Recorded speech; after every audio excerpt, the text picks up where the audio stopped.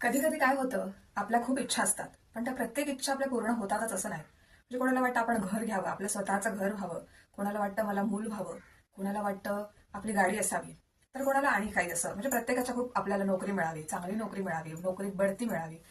तर अशा इच्छा असतात, पण त्या पूर्ण होतातच असं नाही. तर त्या इच्छा पूर्ण कशा करायच्या, त्याच्यासाठी काय उपाय करायचे, हे मी तुम्हाला आता सांगणार आहे.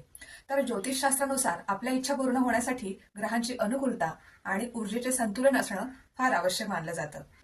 तर तुमच्या कुंडलीतील इच्छापूर्तीचे स्थान, जे 11वे स्थान आहे, आणि संकल्प शक्ती म्हणजेच मंगळ व सूर्य मजबूत करण्यासाठी मी काही प्रभावी उपाय तुम्हाला सांगणार आहे.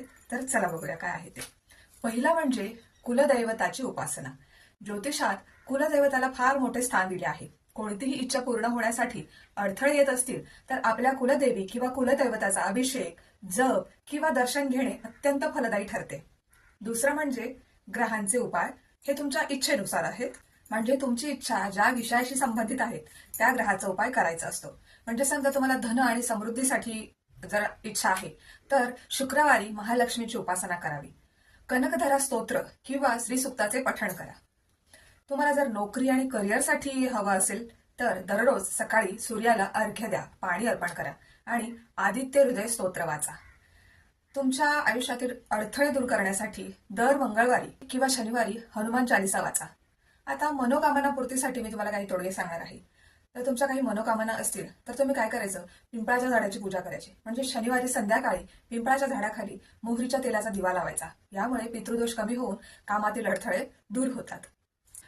पक्ष्यांना दाणे द्या. म्हणजेच दररोज सकाळी पक्ष्यांना धान्य किंवा पाण्याचे कुंड ठेवा. असे मानले जाते की पक्ष्यांच्या आशीर्वादाने रखडलेली कामे मार्गी लागतात. किंवा नारळाचा उपाय झाला.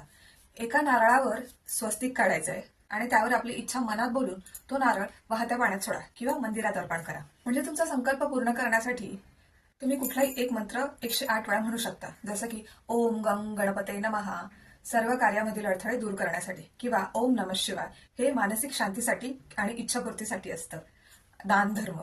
प्रत्येकाने आपल्या परिस्थितीनुसार यथायोग्य दान धर्म केला पाहिजे. म्हणजेच बघा, गुरुवारी करायचे उपाय म्हणजे तुमची इच्छा जर खूपच महत्वाची असेल तर तुम्ही हा उपाय करू शकता. म्हणजे हे 2 उपाय मी तुम्हाला सांगणार आहे.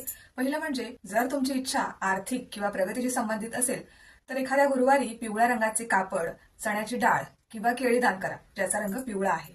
कळलं ना? आणि दुसरं म्हणजे सलग 21 दिवस एकाच वेळी एकाच ठिकाणी बसून आपली इच्छा देवापुढे बोलून दाखवा. तर हे तुम्ही सगळं करून बघा, तुमच्या इच्छा नक्की पूर्ण होणार. तर ही माहिती तुम्हाला कशी वाटली नक्की सांगा.